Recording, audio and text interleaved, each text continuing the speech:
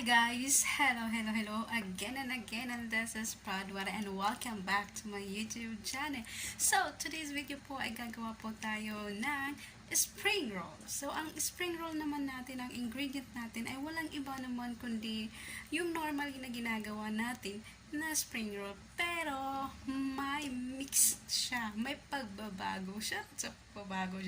Well, ang pagbabago natin na ingredient na ihahalo natin sa ating spring roll ay walang iba kundi ang potato. Yes! Gagawa po tayo ng spring roll with potato. Well, yun, napaka-unique. Shoutout sa napaka-unique. Well, yun ang gagawin nating spring roll. Ang spring roll with potato. So, simulan na po natin ang ating malupitang ingredient natin dyan. Tingnan natin kung masarap pa siya o hindi. Let's do it.